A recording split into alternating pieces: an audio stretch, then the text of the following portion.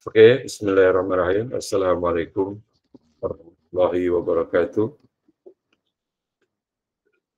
Waalaikumsalam warahmatullahi wabarakatuh.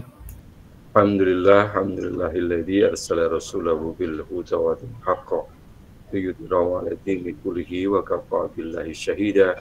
Asyhadu an la ilaha illallah wahdahu la syarika lah wa asyhadu anna Muhammadan abduhu wa rasuluhu. Allahumma shalli 'ala sayyidina Muhammad wa 'ala ali sayyidina Muhammad. Fa ya ayyuhal hadirun ittaqullaha haqqa tuqatih wa la tamutunna illa wa antum muslimun. Qala ta'ala fil Qur'anil Karim. A'udzu billahi minasyaitonir rajim. Bismillahirrahmanirrahim. Ya ayyuhalladzina amanu kutiba 'alaikumus syiyamu kama kutiba 'alal ladzina min qablikum la'allakum tattaqun. Subhanallahul azim. Alhamdulillah, puji syukur atas nikmat Allah Subhanahu wa taala. Shalawat dan salam kita sanjungkan kepada baginda Nabi besar Muhammad sallallahu alaihi wasallam. Saudara sekalian yang berbahagia, sebelum kita mulai dengan berharap kepada saudara sekalian bagi yang tidak berhalangan untuk bisa mengaktifkan kameranya supaya komunikasi saya dengan saudara itu bisa berjalan dengan lancar. Jadi saya akan menyampaikan materi pada hari ini bagi saudara yang tidak berhalangan untuk dibuka kameranya. Terima kasih atas kesadarannya. Saudara sekalian yang berbahagia, saya akan sampaikan materinya yang sebelumnya saya ucapkan selamat menjalankan ibadah puasa bagi yang sedang menjalankannya, dan pada saudara yang sedang bekerja, selamat bekerja dan beraktivitas. Semoga Allah SWT selalu memberikan kepada kita semuanya kemudahan, berkah, baik dunia maupun akhirat kita. Amin ya rabbal alamin. Terima kasih kepada Mas Wahid Amiruddin yang sudah mengaktifkan kameranya. Terima kasih kepada Saniyah Rahma yang sudah mengaktifkan kameranya. Dan kami tunggu kepada teman-teman yang lain, para mahasiswa yang tidak berhalangan untuk kembali mengaktifkan kameranya. Sebelum saya mulai, bagaimana kabar kalian? Baik, Pak. Alhamdulillah baik, Pak. Alhamdulillah, luar biasa. Allah Akbar. Oke, saya akan sampaikan materi kita di dalam dialog nanti. Apabila saudara ada yang ingin saudara tanyakan, mohon izin saudara bisa menanyakan ya. Oke, sebentar.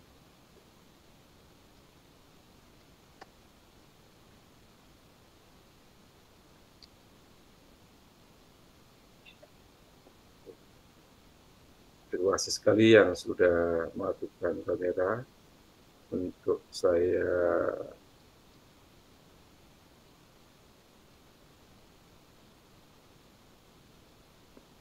screenshot dulu ya kehadiran hari ini.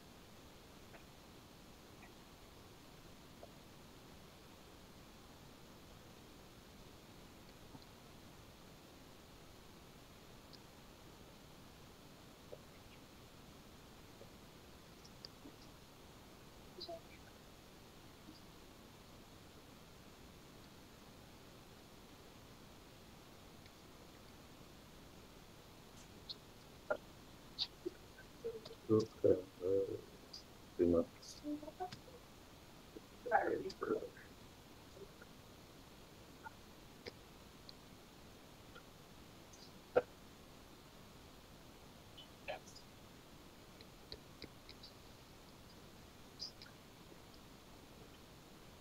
Saudara sekalian yang berbahagia, materi pada hari ini adalah cara beragama yang baik sebagai jalan menuju Tuhan. Mudah-mudahan pengertian mengapa manusia perlu beragama. Satu, hidup baik untuk kehidupan di dunia maupun di akhirat kelak. Jadi pegangan hidup baik untuk kehidupan di dunia maupun akhirat kelak. Yang kedua, sebagai sarana untuk mengatasi frustasi, karena adalah baik itu karena alam, sosial, moral, ataupun karena kematian. Kemudian untuk meningkatkan religiusan pada Allah SWT. Manusia tidak bisa lepas dari agama, sebab agama lah yang mengatur tata kelola kehidupan manusia. hingga terjadi kedamaian dan ritme hidup sebagaimana mestinya. Setidaknya ada 3 alasan mengapa manusia butuh agama. Karena manusia diciptakan oleh Allah dalam 2 komponen, yaitu jasad dan ruh. Jasad, bagaimana fisik yang Allah berikan kepada kita, yang kemudian kita bisa merasakan ketika kita dicubit maka ada rasa sakit, ketika kita dipukul maka ada rasa memar atau rasa sakit itu sendiri, dan kemudian jasad itu bagaimana untuk memberikan nutrisi terhadap jasad, diantaranya dengan berpuasa yang kita lakukan pada saat ini. Kenapa? Karena puasa itu menjadi sehat. Sumu tasihu, berpuasalah, maka kamu akan hidup sehat. Kemudian ruh di mana kita butuh nutrisi untuk roh itu sendiri. Salah satunya kehadiran kita pada sore hari ini, bagian dari bagaimana kita memberikan nutrisi bagi roh kita. Kita isi dengan ilmu pengetahuan, kita isi dengan agama, kita isi dengan zikir, kita isi dengan tafakkur, dan lain sebagainya. Yang kedua, manusia diciptakan oleh Allah dalam bentuk yang paling sempurna. Laqad khalaqnal insana fi ahsani taqwim. Dan Allah ciptakan manusia itu dalam bentuk yang paling sempurna. Dibanding dengan makhluk yang lain, makhluk yang paling sempurna itu adalah manusia. Kenapa? Yang membedakannya, bagaimana Allah berikan kepada kita hidayah akal, untuk mampu membedakan mana yang baik, mana yang buruk, untuk mampu membedakan sesuatu ini bermanfaat atau tidak, dan lain sebagainya. Semuanya itu dipengaruhi oleh akal. Perasaan malu itu juga dipengaruhi oleh akal. Beda dengan makhluk yang lainnya. Manusia yang berakal sehat, maka dia akan satu, menjalankan perintah Allah ketika Allah memanggilnya. Ya ayyuhalladzina amanu, wahai orang-orang yang beriman. Dipanggil oleh Allah. Dengan akalnya dia berpikir, oh iya, saya sebagai orang yang beriman. Untuk menjalankan apa? Ya salah satunya, hari ini kita menjalankan ibadah puasa. Kemudian yang ketiga, manusia diciptakan oleh Allah untuk menjadi khalifah. A'udzubillahi minasyaitonir rajim. Bismillahirrahmanirrahim. Wa idh qala rabbuka lil malaikah inni ja'ilun fil ardi khalifah. Qalu ataj'alu fiha man yufsidu fiha wa yasfiku dima wa nahnu nusabbihu bihamdika wa nuqaddisu lak. Qala inni a'lamu ma la ta'lamun. Quran surat Baqarah ayat 30, kalau tidak salah ya, yang menjelaskan bagaimana ketika Allah akan menciptakan khalifah di muka bumi ini, yaitu manusia sebagai pemimpin di muka bumi. Malaikat Allah itu tidak setuju terhadap hal itu, karena malaikat sudah tahu bagaimana perilaku manusia yang suka membuat kerusakan di muka bumi, yang menumpahkan darah dan sebagainya. Tapi kalau kata Allah, Allah lebih mengetahui daripada malaikat itu sendiri. Sebagai contoh manusia yang tidak berpegang pada agama, kehidupan ini ada kehidupan gay di Surabaya, pakai perhiasan yang ramai merupakan ciri khas kaum gay untuk menunjukkan dunianya kepada orang lain, bahkan itu merupakan alat komunikasi antar sesama gay. Na'udzubillah min dzalik ya. Tidak berpegang teguh kepada agama. Kasus yang terakhir kita mendengar dari informasi media, bahkan melakukan pesta seksual kaum gay ini di wilayah Jakarta, dan salah satu dari oknum tersebut ada oknum seorang guru, na'udzubillah min dzalik, yang ketangkap dalam kasus itu. Ya, motifnya apa? Ya itulah, semuanya karena manusia tidak mampu mengendalikan bagaimana tentang hawa nafsu. Manusia tidak mampu mengendalikan akan keinginannya condong kepada perbuatan yang dilarang oleh agama. Walaupun dalam perspektif kaum gay sendiri, mereka menyatakan kebenaran dalam pemahaman mereka, itu menurut mereka adalah hak asasi manusia menurut mereka itu adalah qudratullah. Nah, itu hak mereka menyatakan hal itu. Tetapi ketika kita kembali kepada ajaran Allah, yaitu sumber Al-Quran dan Sunnahnya yang menyatakan tidak boleh melakukan hal itu, karena sudah banyak contoh di kalangan masyarakat, kaum Lut yang menyimpang terhadap perilakunya, yang kemudian diazab oleh Allah Subhanahu wa Ta'ala. Ternyata di masa sekarang, di zaman sekarang, perilaku-perilaku itu bukannya surut, tetapi justru semakin semarak. Hal itu juga dipengaruhi bagaimana globalisasi itu sendiri. Sudah sekalian yang berbahagia, kita lanjutkan. Manusia tidak bisa lepas dari agama. Sebab agamalah yang mengatur tata kelola kehidupan manusia. Hingga terjadi kedamaian dan ritme hidup sebagaimana mestinya. Setidaknya ada 3 alasan mengapa manusia butuh agama. Yang pertama, manusia diciptakan oleh Allah dalam 2 komponen, yaitu tadi ya, jasad dan ruh. Manusia diciptakan oleh Allah dalam bentuk yang paling sempurna. Manusia diciptakan oleh Allah untuk menjadi khalifah atau pemimpin. Contoh kehidupan tadi yang kita jelaskan kembali tentang perilaku yang menyimpang dari agama. Nah, ini ada satu Della Andara dalam penelitiannya yang melibatkan 50 orang gay yang sebagian besar pendidikan subjek menengah ke atas. Penelitian ini membicarakan tentang gangguan penyesuaian diri pada kaum homoseksual. Ditemukan bahwa para homoseks tadi sedikit atau sama sekali tidak menjalin kontak emosional dengan ayah mereka.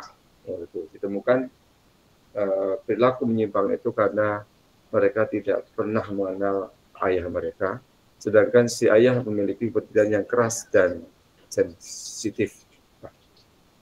Nah, ini penelitian yang dilakukan oleh Della Andara terhadap 50 orang pelaku gay itu, menjelaskan bahwa perilaku itu terjadi karena dipengaruhi oleh bagaimana ketidakharmonisan atau tidak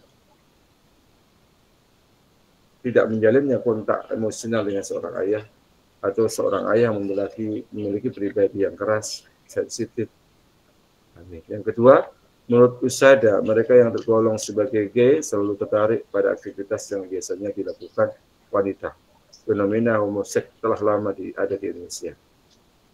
Ya, maka kalau kita lihat kaum gay yang badannya tegap, gagah, perkasa, tetapi perilakunya feminim ya.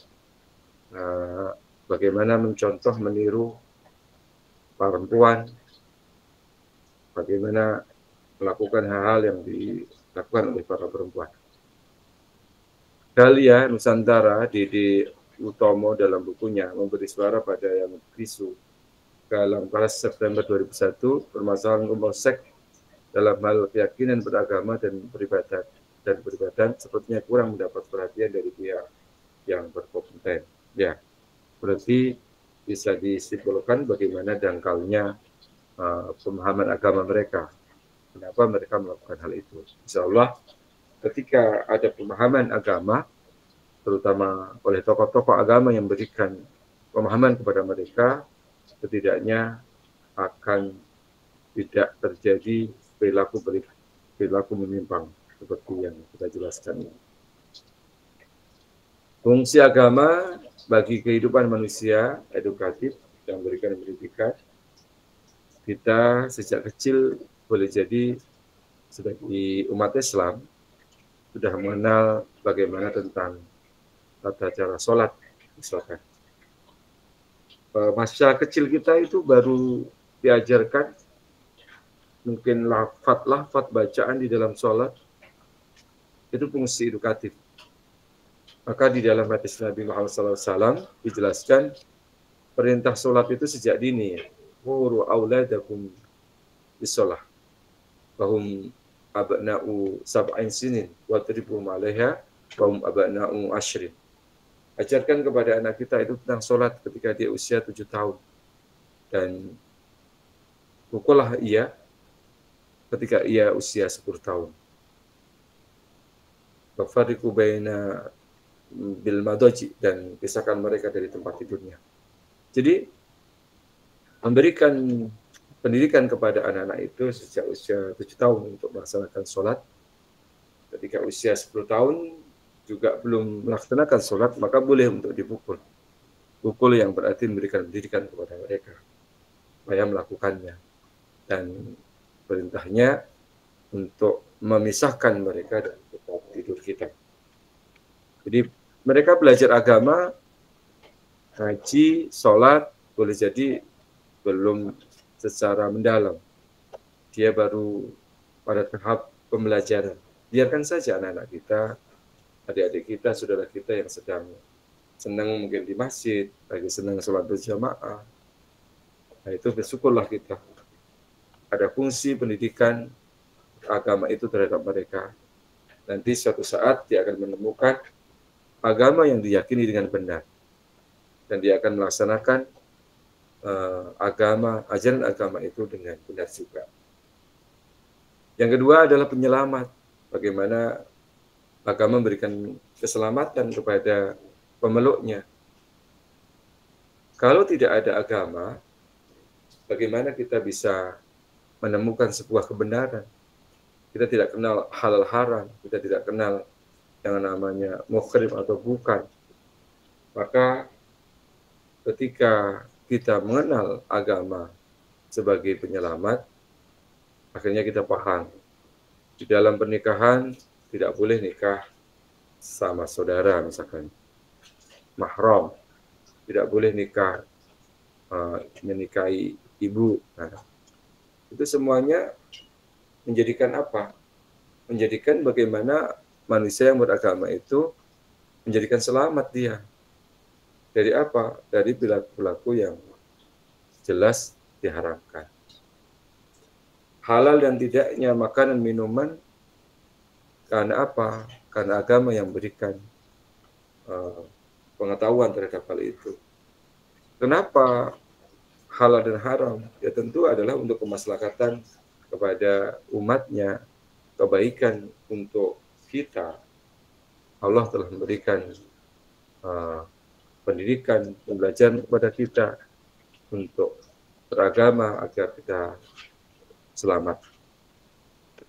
Kemudian fungsi agama adalah perdamaian. Mendamai. Kalau kita ada pemahaman bahwa Islam itu agama radikal atau terorisme, maka tidak dibenarkan itu. Kenapa? Karena Islam itu adalah agama yang penuh dengan kedamaian. Tidak dibenarkan pula di dalam Islam itu misalkan berkata yang menyakitkan hati orang lain, apalagi dengan non-muslim misalkan, mengatakan mereka kafir atau yang lainnya. Itu tidak benar. Karena Islam itu adalah agama rahmatan lil alamin. Wa ma arsalnaka illa rahmatan lil alamin. Dan tidaklah Allah mengutus kepada Nabi itu sebagai rahmat bagi seluruh alam. Memberikan kedamaian bagi seluruh alam, bukan saja umat Islam, tetapi semuanya. Jadi ini yang harus kita teladani, bagaimana agama ini mempunyai peran pendamai. Jadi ketika kita memeluk Islam, bagaimana kita berakhlakul karimah, berbudi pekerti seperti ajaran Islam itu sendiri. Saudara-saudara kalian yang dimuliakan oleh Allah SWT, fungsi agama yang keempat adalah social control. Memberikan rambu-rambu terhadap kita, boleh dan tidaknya sesuatu, benar atau tidaknya, itu ada kontrol di dalam diri kita. Dengan agama yang kita yakini, maka kita punya kontrol. Tidak bisa berbuat dan berperilaku semaunya. Tidak bisa kita berbuat dan bertingkah laku mengikuti hawa nafsu kita. Jadi seperti itu. Maka bersyukurlah kepada Allah SWT ketika Allah berikan kepada kita hidayah untuk beragama, dan terlebih-lebih agama yang kita anut sebagai agama Islam. Wa may yabtaghi ghairal Islam dinan fala yuqbal minhu wa huwa fil akhirati minal khasirin. Siapa yang mencari agama selain agama Islam, maka tidak diterima agamanya, dan dia termasuk orang-orang yang merugi Jadi gitu ya, saudara sekalian yang berbahagia, fungsi agama sebagai edukatif, sebagai penyelamat, sebagai pendamai, dan juga sebagai social control. Seperti yang telah disebutkan sebelumnya, fungsi agama dikenal melalui prakteknya. Dalam prakteknya, fungsi agama dalam masyarakat antara lain, tadi ya sudah ya, fungsi edukatif, fungsi penyelamat, fungsi sebagai penyedia rasa damai, pendamai tadi, fungsi sebagai social control. Nah, ini berfungsi menjadi pengikat rasa solidaritas. Saudara sekalian, kita ini sama Muslim, sebagai hamba Allah, sebagai seorang Muslim, maka kita ini adalah saudara. Saudara yang terbentuk di antara kita ini adalah karena saudara seiman sebagai seorang Muslim itu sendiri. Sebagai seorang Muslim, maka bagaimana kita menempatkan diri kita sesama Muslim. Persaudaraan yang tumbuh antara kita ini disebut dengan ukhuwah Islami.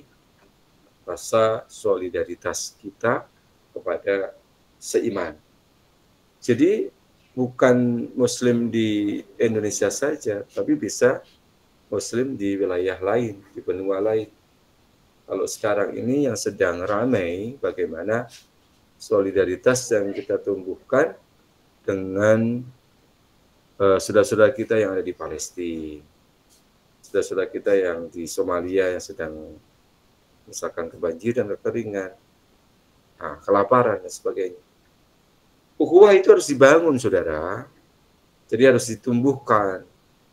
Jadi kalau kita bicara solidaritas sesama Muslim, maka tidak ada penghalang persaudaraan ini antara kita semuanya. Karena kita disatukan dalam bingkai akidah Islamiyah. Akidah yang tumbuh karena kita seiman. Contoh yang dilakukan oleh Rasulullah SAW bagaimana mempersatukan antara kaum muhajirin dan kaum ansor. Kaum muhajirin adalah kaum yang ikut hijrah bersama dengan Nabi. Dan bertemu dengan kaum ansor yang artinya kaum yang berikan pertolongan oleh kaum muhajirin tadi. Memberikan pertolongan mereka. Mereka itu tidak saling kenal kan. Bukan nasab atau keturunan, bukan satu kampung, bukan satu suku. Mereka itu bersatu karena ada ruh yang menyatukan mereka. Apa yang menyatukan mereka? Islam. Jadi ini saudara sekalian, bagaimana solidaritas Islamnya itu saudara bangun sekuat-kuatnya. Kalau kita sebagai Muslim itu kuat, maka kita akan menjadi bangsa yang, kalau bangsa yang kuat berarti bangsa yang makmur ya. Bangsa yang makmur berarti bangsa yang aman, tertib, tentram. Jadi itu ya saudara sekalian, faktanya yang terjadi pada saat ini untuk memperkokoh solidaritas Muslim itu banyak tantangannya. Kenapa? Ya itu tadi, karena kita dan bangsa ini masih mengedepankan egonya masing-masing individu atau kelompok itu sendiri. Nggak usah jauh-jauh ya, puasa atau lebaran besok atau Idul Fitri besok pun ada yang bisa membedakan, padahal sama-sama seorang Muslim, walaupun metode dalam menentukan bulan, tanggal itu memang ada perbedaan. Tetapi kenapa sih kalau bisa dipersatukan kita harus beda? Oke, solidaritas Muslim ini ya yang harus kita kuatkan. Berfungsi transformatif, ya perubahan ya. Ada orang yang belum mengenal Islam, boleh jadi biasa-biasa saja ya dalam hidupnya. Tetapi sudah beragama Islam, dia menjadi Muslim yang taat, hidupnya semakin semangat. Ya, ada perubahan dalam dirinya. Islam kan dari seluruh aspek itu diajarkan. Mau bicara kesehatan, Islam ada. Mau bicara ilmu pengetahuan, Islam mengajarkan. Mau bicara teknologi, Islam mengajarkan. Mau memperkaya diri, Islam mengajarkan. Mau bekerja, Islam mengajarkan. Itulah luar biasanya Islam. Dan bahkan agama Islam ini yang menjadi tren pada saat ini adalah bagaimana Muslim-Muslim Eropa ini semakin banyak menghiasi ranah khazanah keislaman di dunia ya berarti ya.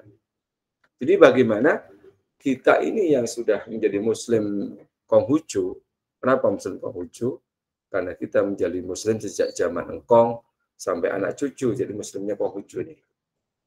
Kenapa kita tidak punya girah semangat untuk belajar, semangat untuk menggali ilmu itu datar-datar saja. Sementara banyak orang di sana, di wilayah benua yang lain, pengen masuk Islam. Terhalang oleh kebijakan pemerintahnya, atau mereka terintimidasi. Itu banyak terjadi. Mau sholat saja susah. Menunjukkan identitas sebagai seorang Muslim takut. Kenapa?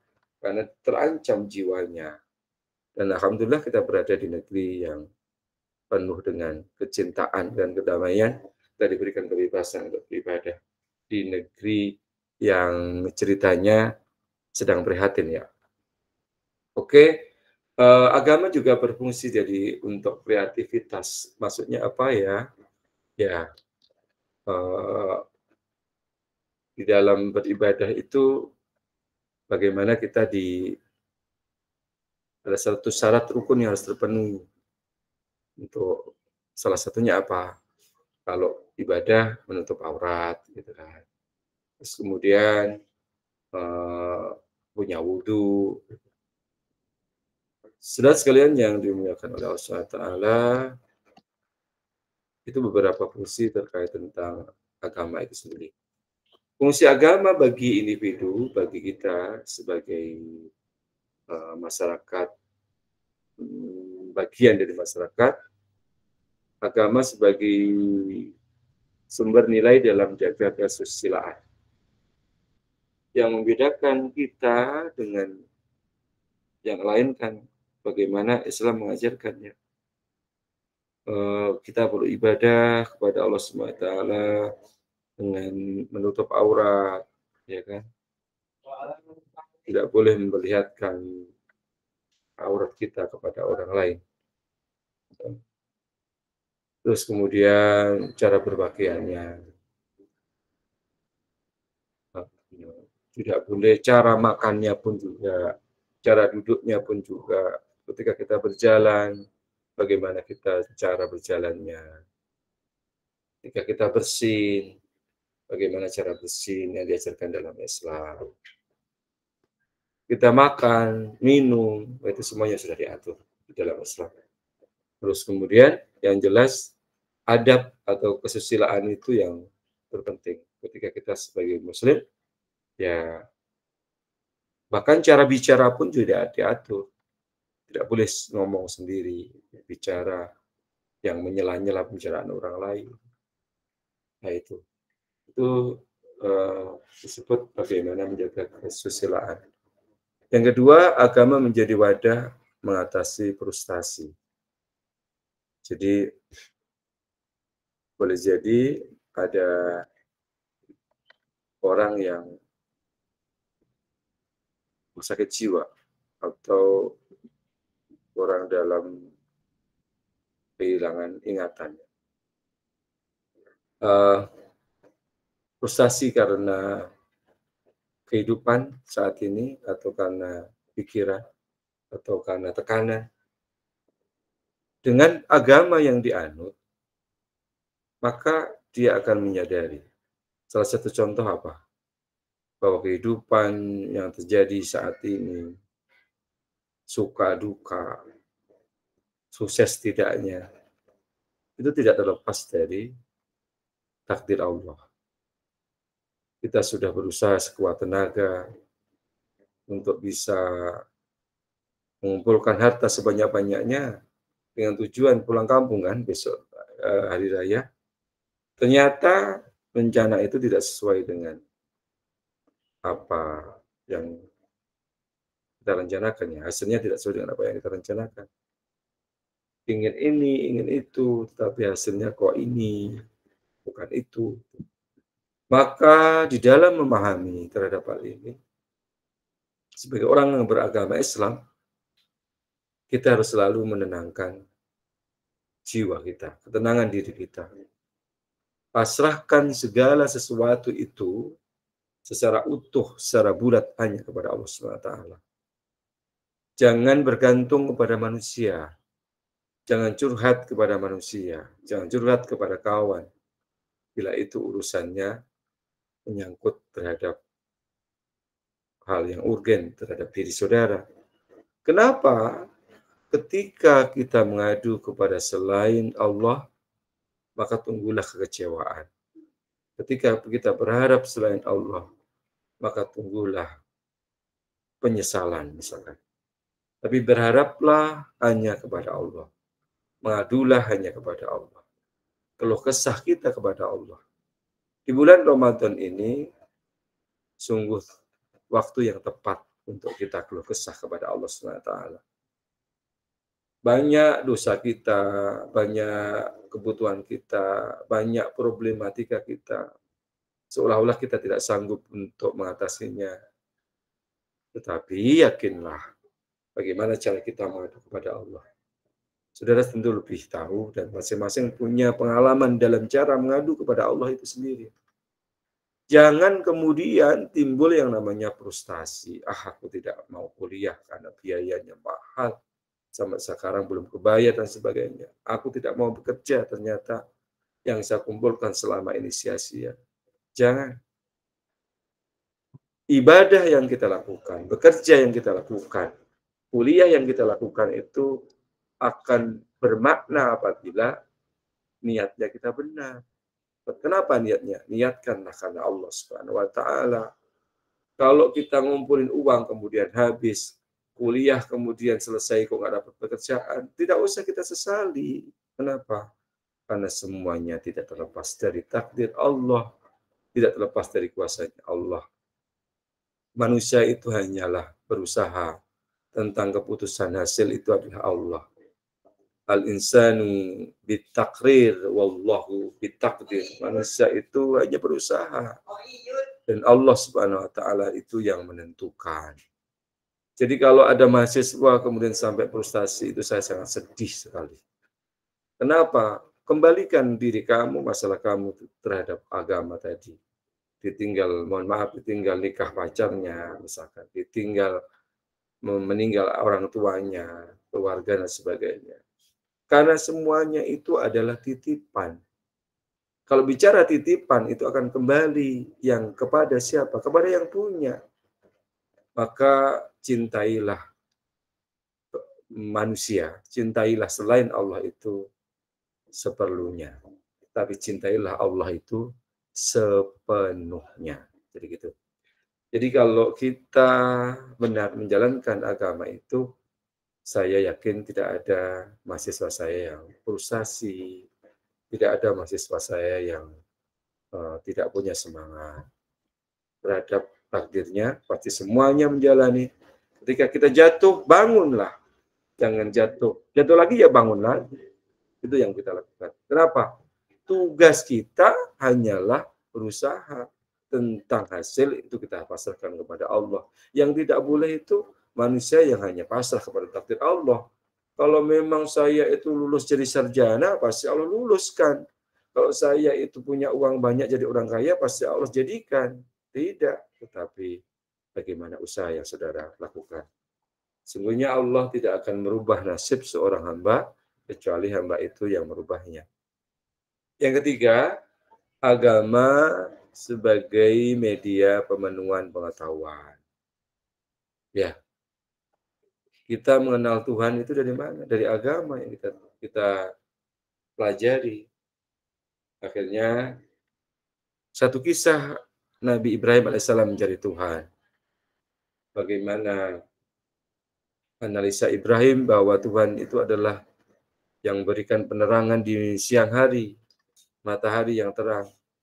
Tetapi di malam hari hilang itu Tuhannya, muncullah bulan misalkan. Maka analisanya bahwa Tuhannya itu tidak mungkin hilang, karena Tuhan pasti abadi. Tuhan tidak seperti manusia. Tuhan tidak butuh terhadap bantuan makhluk yang lainnya. Yang butuh itu adalah manusia. Jadi ketika kita ini mempunyai pengetahuan yang lebih dari mempelajari agama, maka akhirnya kita mengenal terhadap Tuhan. Di dalam hadis kalau tidak salah, barang siapa yang mengenal dirinya berarti dia mengenal Tuhan. Berarti untuk mengenal Tuhan kita mengenal diri kita. Dengan cara apa? Ya, dengan muhasabah diri, evaluasi diri. Saya ini adalah diciptakan oleh Allah Subhanahu wa taala.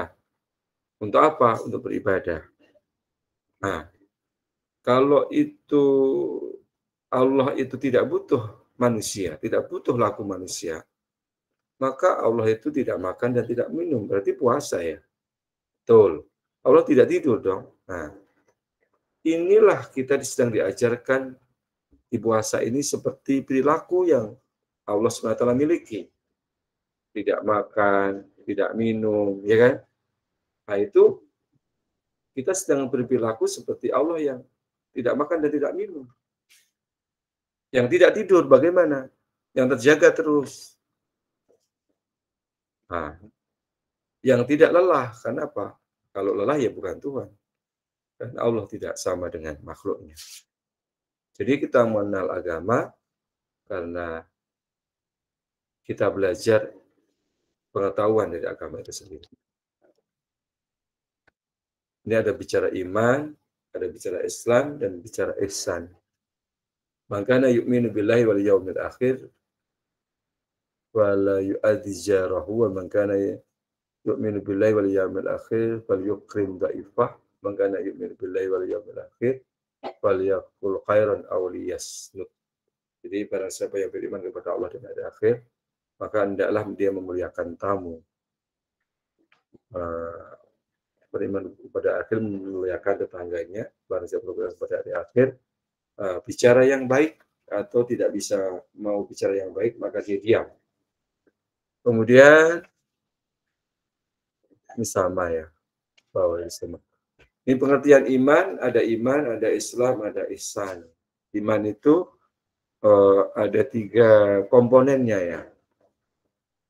Apa iman? 3 komponen itu. Yang pertama, tasdiqu bil qalbi, bagaimana kita membenarkan di dalam hati.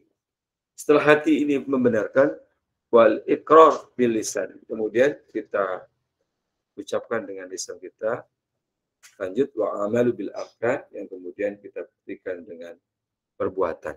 Itu namanya iman. Jadi ketika kita percaya adanya Allah, hatinya ini membenarkan, lisannya mengucapkan. Apa ucapan beriman kita kepada Allah? Salah satu kan syahadat kita ya. Wa asyhadu an la ilaha illallah. Tidak ada Tuhan kecuali hanya Allah. Wal iqraru bil lisan, bagaimana kemudian kita buktikan dengan wal amalu bil arkan, kemudian kita buktikan dengan amal perbuatan. Contohnya apa? Salat yang kita lakukan, puasa yang kita jalankan. Itu bukti apa? Bukti akan keimanan kita kepada Allah. Bukti akan kecintaan kita kepada Allah. Jadi unsur daripada iman itu bagaimana? 3 tadi. Dibenarkan dalam hati, diucapkan dengan lisan kita, dan dibuktikan dengan perbuatan. Kalau itu sudah terpenuhi, komplit berarti. Ngomong iman, tetapi nggak dibuktikan amal perbuatannya. Itu berarti belum sempurna tentunya. Yang ketiga tentang Islam. Islam itu artinya kan selamat. Jadi seorang yang mengaku sebagai umat Islam, maka syaratnya 1, mengucapkan dua kalimat syahadat. Asyhadu an la ilaha illallah wa asyhadu anna Muhammadar Rasulullah. Saya bersaksi bahwa tidak ada Tuhan selain Allah dan saya bersaksi bahwa Nabi Muhammad itu utusan Allah. Maka dia sah menjadi seorang muslim, menjadi Islam. Maka menjadi seorang muslim, dia adalah saudara kita, dia adalah kawan kita, yang harus apa? Dari itu tumbuhnya solidaritas di antara mereka. Yang kedua adalah ihsan. Ihsan itu anta utallaha kana tarahu fa ilam tatim tarahu fa innahu. Engkau beribadah kepada Allah seolah-olah engkau melihat Allah. Jika engkau tidak melihat Allah, yakinilah bahwa Allah itu melihat kita. Itu ihsan. Jadi kalau ihsan itu selalu merasa diawasi oleh Allah. Mau berbuat maksiat tidak terjadi. Karena apa? Takut kepada Allah. Baik itu dalam kesendirian, keramaian, gelap, terang, berduaan, ataupun bersama-sama orang banyak. Kenapa? Di dalam dirinya ada ihsan. Saya sedang berpuasa, ada teman saya mengajak untuk berbuka puasa, belum waktunya. Sementara memang kondisi panas cuacanya. Kalau kita tidak punya ihsan, bisa jadi itu akan dilakukan. Kenapa? Karena keluarga tidak melihat, yang lihat kan cuma teman saya. Nanti pulang dari kampus, pura-pura lemes juga bisa. Karena kita punya ihsan, merasa selalu diawasi oleh Allah SWT, maka insya Allah tidak melakukan kecurangan dalam berpuasa itu sendiri. Ya, urgensi iman dan Islam, beragama dengan dasar pemahaman yang benar, 3 tipologi Islam, ini selesai terhadap materi ini. Ini ada beberapa referensi daftar pustaka. Oke, saudara sekalian, itu saja yang dapat saya sampaikan terkait dengan materi kali ini. Kita perpanjang dengan diskusi kita. Silakan yang ingin bertanya atau ingin menyampaikan pendapatnya terkait tentang beragama menjadikan kita manusia yang lebih baik. Silakan kalau ada ingin ditanyakan, Mas. Masih ada di ruang Zoom apa sudah tenggelam? Masih ya? Halo? Masih, Pak. Oke. Silakan yang mau saudara tanyakan. Kalau ada pertanyaan. Tadi ada Prakas Magandi. Saya izin Pak off kamera dikarenakan masih dalam bekerja. Siap. Ada lagi yang ingin ditanyakan? Adakah tidak ada pertanyaan? Saya akan absen. Sebelum saya absen, yang tidak berhalangan untuk dinyalakan kembali kameranya.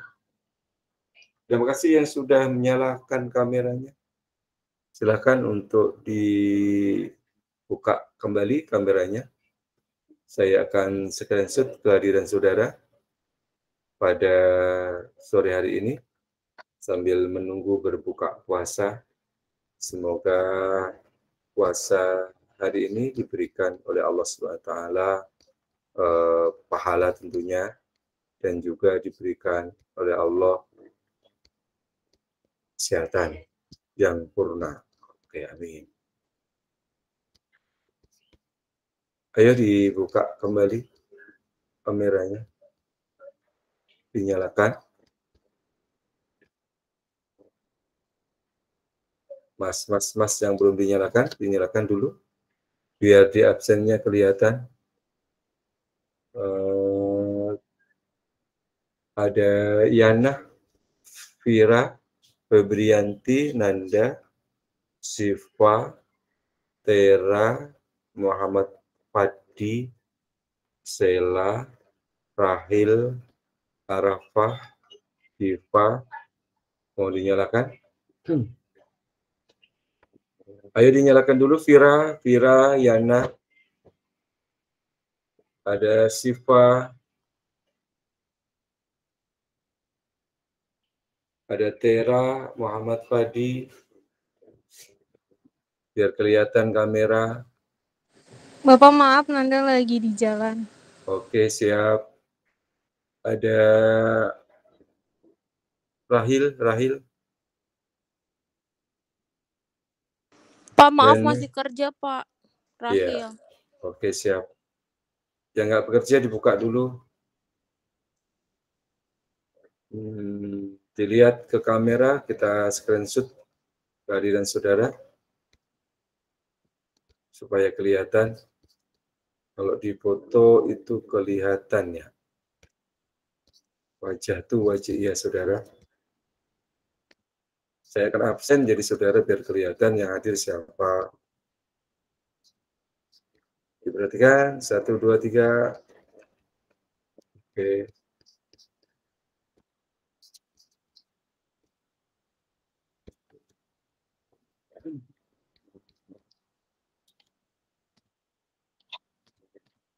Tanggal 15.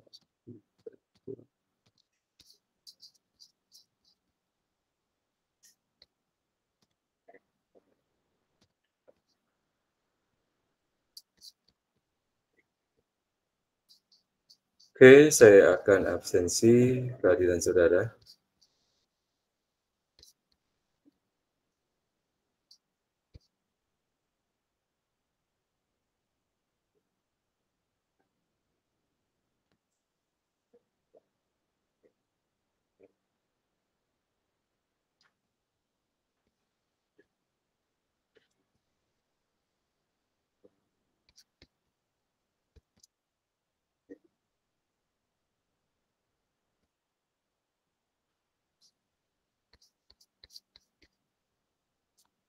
Absensi kok nggak bisa ya?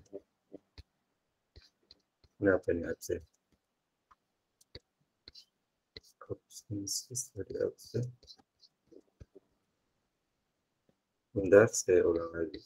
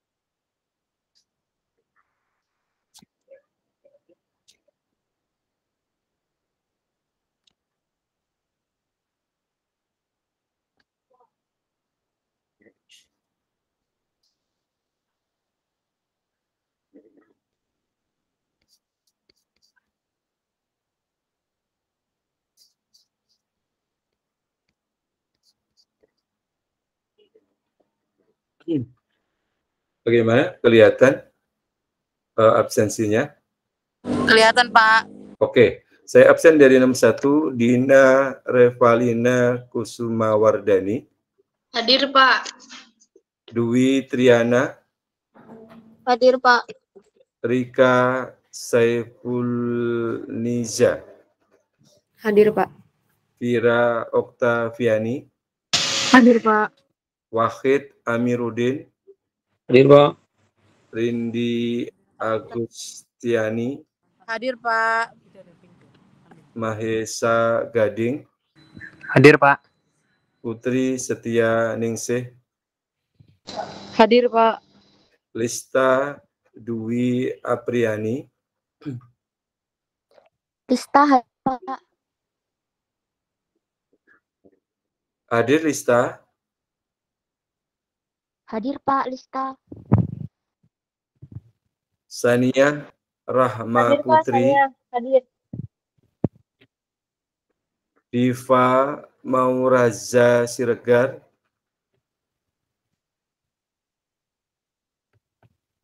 Diva Mauraza Siregar ada? Diva hadir, ya? Pak. Hadir, Pak. Oke. Adinda Septiana. Adinda Septiana. Adinda tidak ada?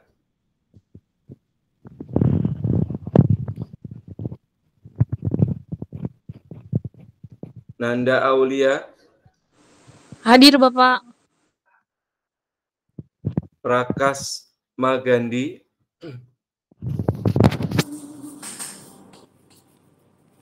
Prakas Magandi. Hadir Pak, saya masih kerja Pak, maaf Pak. Siap. Rahil Wiyar Rahma, Hadir Pak. Dava Putra Pratama, Hadir Pak, hadir. Febrianti Claudia Harahap, Hadir Pak. Hadir.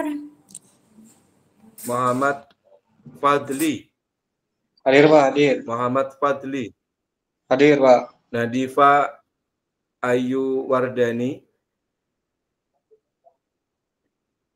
Nadifa Ayu Wardani,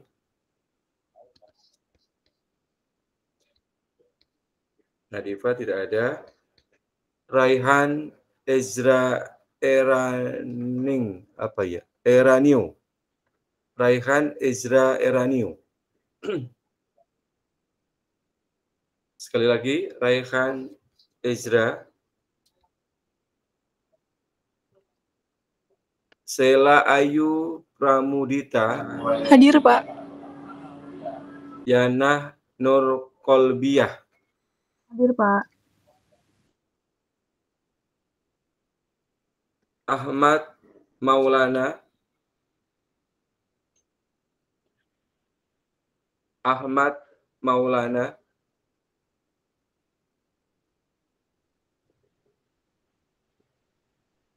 Danu Prasetyawan, Hadir Pak.